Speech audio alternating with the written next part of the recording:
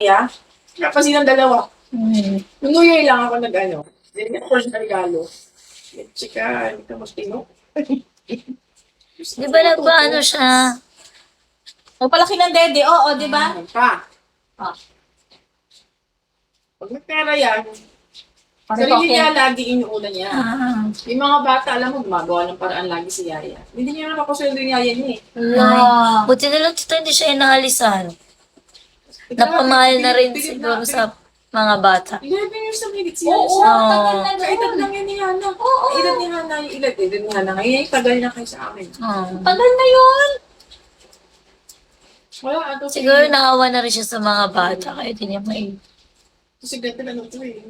Mga paises, di ba? What? Emotional. Emotional ako pero mabait ako. Ang tinopak lang, pero hindi ako katulad niya.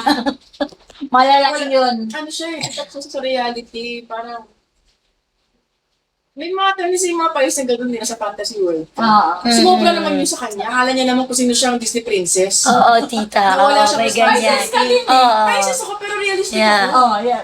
Of course ako ay Pisces. Pero realistic ako. Ako naman kasi, Pisces Ilan ba, na... talagang inaral ko yung mga types ng mga horse. Tsaka yung mga Pisces na ano, yung parang sila yung successful, sila yung mga na... Kasi too emotional kami. Kumbaga parang minsan may mga major decisions nakaka-affect yung pag naging too emotional. Talagang inano ko yun. Pinuntaday ko talaga sa sarili ko yun. Kasi naging ganun yung pattern ko eh. Mm.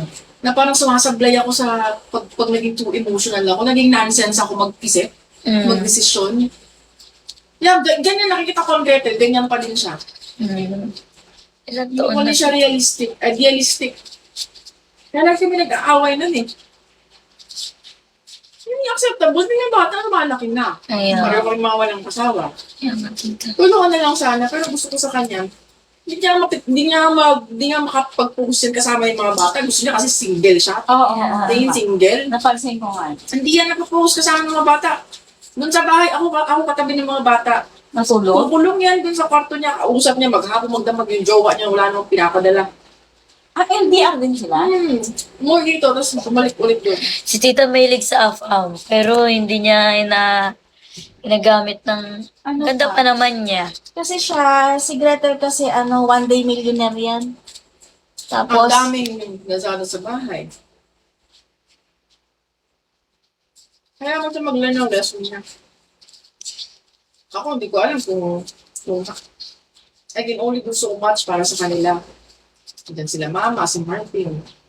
Kumbaga wala akong problema ngayon kay EY kasi well provided father. naman. So lahat ng resources ko sa kanila. Mag-isip-isip na siya ng ano, hindi ang buhay pabanjing-banjing lang. Ay. Kailangan siyang anak. Tita, pamahal na pamahal mga gustos mo ngayon. Kaya nga, ako kung talagang seryoso itong jowa ko, hindi ko alam anong future ko this 2026, Yeah. di ba? Ako ate, wala naman sana akong problema na. Pero sabi ko, gusto ko palang magkaanak. Kaya ako nag-date. Gusto ko magka-baby isa. oo na. Girls, tita. Eh, natumaon naman ng block ito.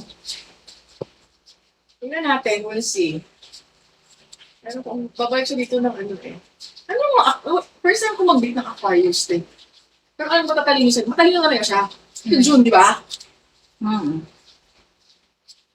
Oh, syempre hindi ka papatalo kung matalino siya. Gusto mo sumatalino ka. Yun ang ugali mo eh.